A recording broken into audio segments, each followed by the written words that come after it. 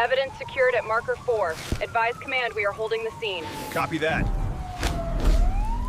It's getting heavier out here. A breaking news update now. Family and friends are in mourning tonight after a 6-year-old boy is killed after sadly being hit by a car in Frayser. Police say the little guy was hit at the intersection of Signal Street and Whitney Avenue and later died at Le Bonheur. A driver was arrested and charged.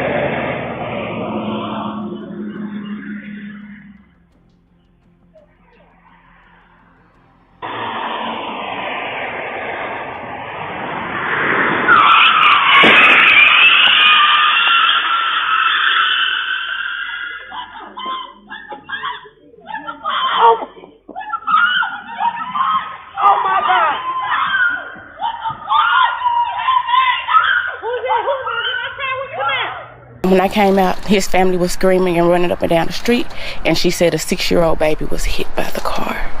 All I know is she said he was playing with a ball. That's all I know. And they were crowded over there, and they were covering him up, and cars were everywhere. Kenai,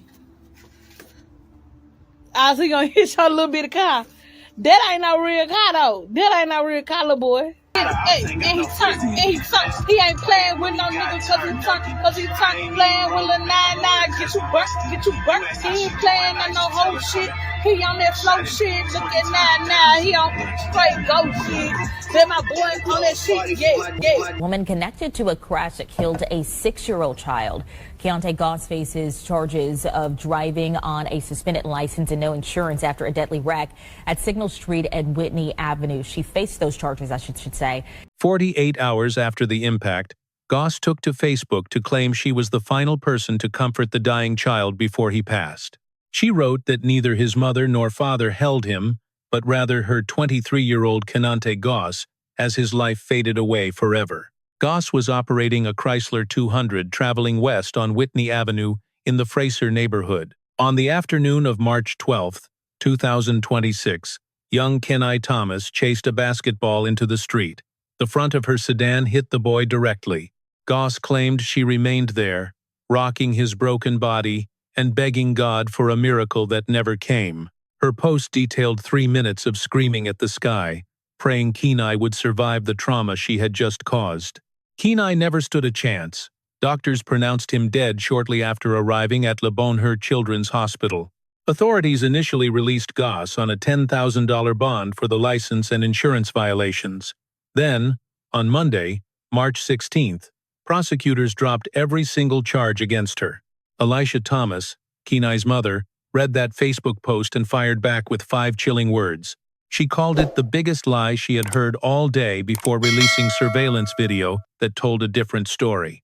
The footage went viral instantly, but Memphis was soon stunned by another development. The police came for Elisha Thomas instead. The driver is home, the grieving mother is in a cell, and the district attorney claims this investigation is far from over. How does a victim become the villain? You need the full sequence of events before choosing a side, because the truth is buried beneath layers of neighborhood history. Don't look away. If you are new here, hit that subscribe button right now. We provide the comprehensive narrative, not just the 10-second clip or the toxic comments. Subscribe and stay tuned as we dig deeper. To understand why the charges vanished, you have to understand the specific square mile where Kenai Thomas lived and died. Whitney Avenue in Frayser is more than asphalt. It is a monument to systemic neglect. It represents 50 years of choices made by city officials who never stepped foot on these cracked sidewalks. This geography explains Kenai's death better than any police report from March 12th. Frayser sits 8 miles north of the Memphis city center. Back in 1960, this was the crown jewel of working-class neighborhoods in the Mid-South region. Families flocked here for jobs at Firestone and International Harvester, raising children in stable, well-maintained homes with actual yards. The area boasted thriving schools and parks, anchored by the security of steady industrial wages and consistent municipal investment. Then the factories shuttered. Now, Whitney Avenue serves as a jagged reminder of that vanished prosperity. Helen Carter has lived here long enough to identify the specific crunch of a car wreck from her sofa. She tells reporters that tire impacts are common background noise and mangled cars frequently plow into her front lawn. On this stretch of road, a life-altering accident isn't a rare tragedy. It is simply the rhythm of existing on Whitney Avenue. Well, I was walking through the house and I heard an impact, and I thought it was a car wreck. Helen Carter lives on Whitney Avenue in Frayser, close enough Thursday afternoon to see and hear neighbors traumatized after a young boy was struck by a car. When I came out, his family was screaming and running up and down the street, and she said a 6-year-old baby was hit by the car. All I know is she said he was playing with a ball. That's all I know. And they were crowded over there, and they were covering him up, and cars were everywhere.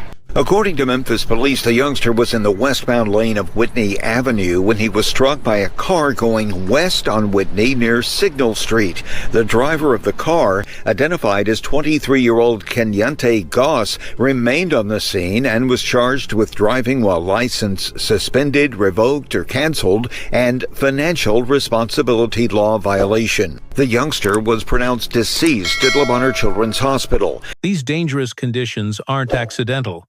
They are the product of decades of ignored speed limits and poor road engineering decisions. It raises a haunting question.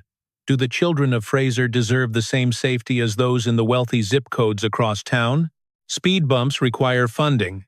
Flashing signs and traffic calming measures require capital that Frayser hasn't seen since the Reagan administration began in the 1980s. Investment consistently flows toward neighborhoods with more political clout and higher property taxes, leaving Frayser to fend for itself. Kenai Thomas was a product of Whitney Avenue. He lived there, and he played there. On March 12, 2026, he followed his ball into the path of a car on that very street. Acknowledging the failures of the city isn't an excuse for the driver, but it makes the tragedy feel hauntingly inevitable. Leave a single word in the comments describing your reaction. I read every one of them. His mother didn't post a long eulogy. She captured his spirit in one perfect, heartbreaking sentence. She didn't use PR-friendly language, but rather the raw observations that only a mother truly paying attention could ever articulate. She said he played basketball daily because he was going to be breaking ankles when he grew up. In the world of basketball, breaking ankles describes a player with moves so deceptive that defenders literally fall. It requires a level of speed and agility that forces an opponent's body to give out, trying to keep up. It is a rare gift that makes an entire gym go silent before the crowd explodes in pure disbelief. That was Kenai. He wasn't just a headline or a number. He was a star in the making. Imagine the last face a dying 6-year-old sees isn't his mother's, but the stranger who just struck him. A 6-year-old named Kenai Thomas had an elite basketball career already mapped out in his mother's dreams. His future was supposed to be defined by ankle-breaking crossovers and a game that would leave crowds breathless. On March 12th, he was outside with friends doing exactly what kids do every afternoon. The ball bounced toward the asphalt, and he chased it because at 6 years old, the ball is everything, and the street is just a place that adults worry about. He was just a child with a basketball to retrieve. Doctors at Le Bonheur Children's Hospital pronounced him dead later that afternoon. He never got the chance to break a single opponent's ankle. He never got to find out just how legendary he was actually going to be. Somewhere in Memphis right now, there is a basketball that belonged to Kenai Thomas, the very one he was chasing when the world ended. It sits in someone's possession as the most ordinary and soul-crushing object you could ever imagine. If this story has reached your screen, share it right now for Kenai so his name travels far beyond a single neighborhood in Frayser. Hit share. To grasp why this case has split Memphis and the internet down the middle, you have to know who Kenai Thomas really is. She is 23 years old. She is a young mother who mentioned her own son in a Facebook post, noting he was the same age as Kenai. She comes from the same world as Frayser, a community where resources are thin and the options are even thinner, where survival decisions are made under pressures that outsiders rarely understand. On that day, she was driving on a suspended license. This single detail anchors the entire case, and it demands more than just a passing mention. In Tennessee, as in most states, the government does not pull a driver's license for no reason. We are talking unpaid traffic citations, moving violations, no insurance, or DUI convictions. The state is never arbitrary about these suspensions. It is a direct signal that a driver's record has hit a danger zone, requiring legal penalties before they can touch a steering wheel again. When Kenai Thomas stepped into her Chrysler 200 on March 12th, she knew the score. She knew the state of Tennessee had forbidden her from the road, yet she turned the ignition anyway. But here is where the simple moral judgment starts to fracture. In neighborhoods like Frayser, where the public transportation system is notoriously limited, where rideshare surges can eat a whole day's pay, and the distance between work, the store, and daycare is impossible to walk. Driving without a license is often the brutal choice between keeping a job or losing everything. It is the gap between feeding your kids and going hungry while trying to survive a system that has no room for people without cars. Does that make it legal? No. Does it make it right? Absolutely not. But it explains why these violations saturate low-income areas and why the fallout is so catastrophic when things turn fatal. Kenai Thomas made a definitive choice. Understanding the context is not the same as excusing the action. What she did after the impact, staying there, holding Kenai, and cooperating fully with investigators matters just as much. In America, hit-and-run deaths involving unlicensed drivers are a daily tragedy. But Goss did not flee the scene. She stayed, and whatever the courts decide, that choice to remain with the child must be part of the narrative. 2 days after Kenai Thomas died, Kenai Thomas did something that no defense lawyer would ever recommend. She logged onto Facebook and wrote straight from the soul, offering her deepest apologies to the grieving mother. She wrote that she was sorry to everyone affected, and that if she could trade places with that precious baby, she would do it in a heartbeat. She described holding him for 3 minutes, screaming at the top of her lungs and praying while she rocked him. She was the last person that child saw before he closed his eyes forever. Not his mother, not his father, but her. The person responsible. She promised the memory would haunt her forever. Let that sink in. This was not a calculated legal defense or an attempt to manage public perception. She was documenting the raw psychological torture of knowing you caused a death you can never take back. Experts who study fatal accidents have seen this specific trauma pattern documented extensively. The crushing guilt felt by drivers who strike and kill pedestrians, even when they are legally blameless, can be just as debilitating as PTSD in combat veterans. The images and sounds of the impact replay on a loop, invading every quiet moment. Knowing a child's final sight was, "Your face is a weight that never lifts." Her post was pure trauma. It was a raw trauma response in real time, and the internet reacted exactly as you would expect. A mother's own security footage, released to prove her innocence, would eventually become the weapon the public used to crucify her. Thousands of commenters originally offered sympathy, sensing a raw authenticity in her words. Then, Lessa Thomas saw it. The woman who truly deserved every ounce of that compassion, the mother of the deceased child, watched as total strangers rallied to comfort the driver who killed her son. Something inside her snapped. Her next move shifted the entire direction of this investigation. In the agonizing days following Kenai's death, Aisha Thomas made a choice that no legal counsel or grief expert would ever suggest. She accessed her home surveillance recordings and hit upload for the world to see. We must analyze the logic here. Aisha Thomas was not acting out of a sense of madness. She followed a very specific rationale born of grief. It is the desperation of a mother watching a stranger's Facebook post hijack the narrative of her son's final moments. She watched the woman behind the wheel receive an outpouring of public mercy. She felt the facts were being twisted and believed she held the proof to fix it. She thought the lens proved her oversight.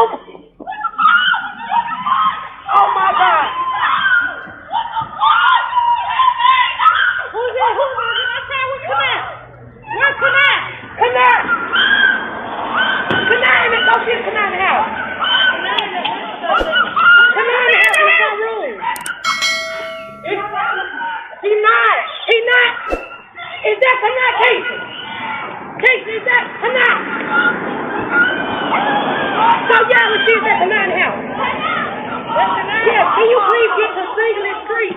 She believed the camera proved she was a vigilant parent, even while she remained inside the house. The reality captured on that hard drive was far more complicated. Multiple clips show Kenai moving toward the pavement as cars fly down Whitney Avenue. This is the same road where Helen Carter hears the sound of metal colliding. The same stretch of asphalt where speeding is a documented, daily occurrence. That road and a 6-year-old boy stood at its edge repeatedly without an adult present to move him. Then, the internet reacted. A verdict was reached in minutes. Comment sections were flooded by people who never set foot in Frayser, people who never raised a child in a zip code facing 56% childhood poverty rates, individuals who never had to decide if they could afford to stand outside for 2 hours while the laundry and dishes piled up, alongside rent math and phone calls about overdue bills and the exhausting logistics of surviving in a low-income American household. The digital world only saw an absent mother. It ignored the structural forces that make constant outdoor supervision impossible for millions of parents. It never asked why Whitney Avenue, a street famous for reckless speeding, lacks the traffic calming measures that cities routinely install in their more affluent, white-collar neighborhoods. It failed to see that the expectation of perfect supervision assumes a level of time and resources that poverty actively strips away. But another set of eyes was watching. The district attorney saw that video, too. The DA, who recently dropped charges against Kenai Thomas, is still investigating. Pause the video. Hit the like button for Kenai Thomas. Help his story reach every person who needs to hear it. One tap. Memphis reached a breaking point when the charges against Kenai Thomas vanished. How can a driver with a suspended license kill a 6-year-old and walk away without consequence? Woman connected to a crash that killed a 6-year-old child. Kenai Thomas faces charges of driving on a suspended license and no insurance after a deadly wreck at Signal Street and Whitney Avenue. She faced those charges, I should say. Now investigators say the boy ran into the road to retrieve the ball and was struck and killed. Thomas remained on the scene following the crash, and while prosecutors dropped the charges. That single question dominated every social media platform in the city. The answer lies in the nuances of Tennessee vehicular homicide law, which is far more technical than the outrage in the comments suggests. Under Tennessee Code Annotated 39-1329, the state must prove the death was a direct result of the driver's behavior, and that said behavior was legally reckless. Reckless in a legal context means consciously ignoring a massive and unjustifiable risk. It is a knowing act that creates danger in a way that deviates grossly from what any reasonable person would do. This is where the law hits the reality of March 12th. Operating a car on a suspended license is illegal, but Tennessee law does not automatically classify that as reckless conduct for the purposes of a homicide charge. The paperwork status of the license did not cause Kenai's death. According to the investigative file, the cause was a 6-year-old child moving suddenly into a live lane of traffic. The heat.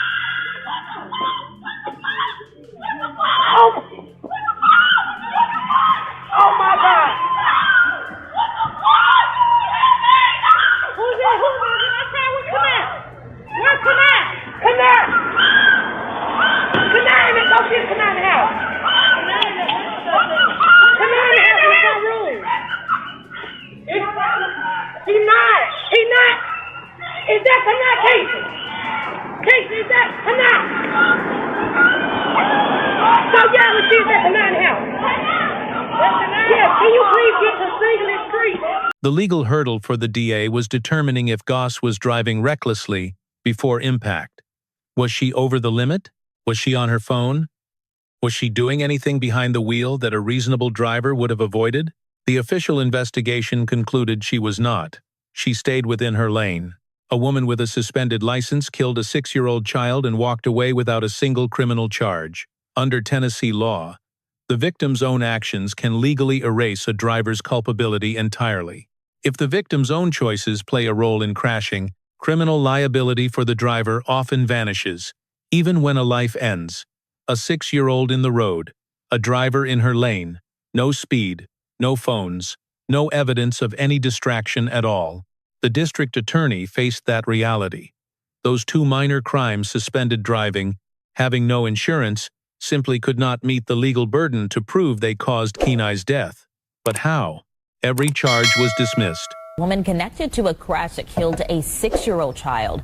Keontae Goss faces charges of driving on a suspended license and no insurance after a deadly wreck at Signal Street and Whitney Avenue. She faced those charges, I should say.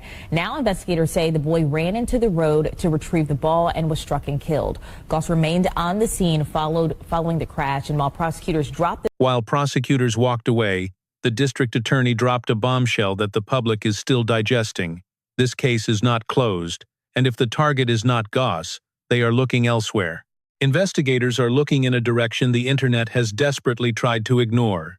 Is the mother now the primary suspect? Once the court cleared Kenai Goss, Whitney Thomas reportedly issued death threats, leading to her own arrest before the internet could finish its viral trial. Picture the mental state of Whitney Thomas during those hours. Her son was gone. The woman behind the wheel was walking free without a single charge. Goss then posted an "I have a village" message, thanking thousands of online supporters while Lakota was organizing a funeral. It was a digital celebration during the darkest week of a mother's life. I have a village, and I never even knew it. Thank you all. I love every single one of you. Whitney Thomas saw that. This doesn't feel like any kind of celebration, she wrote, before allegedly making those threats. Grief criminologists study how those suffering violent loss navigate the legal system and have proven what happens to parents when the law fails to provide the justice they think their child earned. Where does the anger go? That rage has nowhere to live. It feels like the only remaining leverage is a face-to-face confrontation. Why wait for courts? This is the specific agony of a mother blamed in comment sections, watching the driver go free while receiving public praise. She is isolated while the driver is being celebrated online. Threats are still illegal, though. Nothing shields Okesha from the law regarding her own alleged words, but it provides context the internet ignored. Now, look at the legal angle no one is mentioning. The real twist. The district attorney's active probe likely centers on whether Whitney Thomas is legally responsible for the environment that killed Kenai. Was she the one negligent? Remember the surveillance video she shared? That footage shows Kenai near the pavement multiple times, on a road famous for reckless speeding, alone. In Tennessee, child neglect is a felony when a parent knowingly permits conditions that create a predictable risk of death. The law is very specific about what a parent must do. Whitney Thomas may have handed the state the case against her. She went public to defend her name. She might have just indicted herself instead. That is the most brutal twist in a story already defined by pain. This case has 2 sides, both real, both incomplete. One side seeks justice, the other seeks simple survival. The side supporting Goss says she stayed. She held the boy. She wasn't speeding. Ever. She was fully cooperative. The charges died for the legal reasons the DA gave. She is a young mother who will carry this trauma forever. That is all factual. But is it enough? What that side ignores is that Goss knowingly drove on a suspended license in a neighborhood plagued by traffic violence.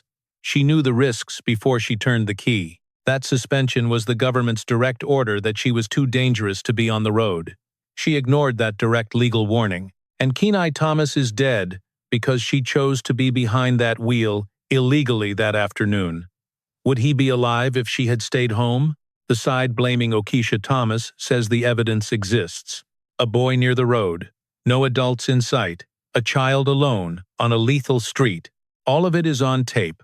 What that side ignores is that Kenai Thomas is alone. In Memphis, a place with 56% childhood poverty, fighting the impossible schedules that being poor creates. The idea of constant outdoor supervision assumes a level of freedom that millions of American parents simply cannot afford. That street was only dangerous because Memphis refuses to build safety features in Frayser, like they do in the wealthy zip codes. Infrastructure is a choice by the city. Blaming Kenai Thomas for Whitney Avenue without questioning why the street is a death trap is just finding an easy target. It avoids the harder questions. Here is the full picture. A grieving mother sits in a jail cell while the person who hit her son walks free. Neglect in Frayser already failed Kenai Thomas before March 12th. A traffic safety network that failed to protect children on Whitney Avenue is partially to blame for his death. A broken licensing system that could not keep a suspended driver off the asphalt failed him as well. Then came March 12th, where a chain of individual choices led to a horrific outcome. A 6-year-old boy is dead. But who is truly responsible? Identifying the culprit isn't as simple as picking a random person from a comment section and labeling them the villain. Share this video right now because Kenai Thomas deserves to have his complete story told to the world, not just the parts that fit a specific narrative. Share it. The district attorney says the investigation remains open. Those 3 words carry massive legal weight in Memphis, Tennessee.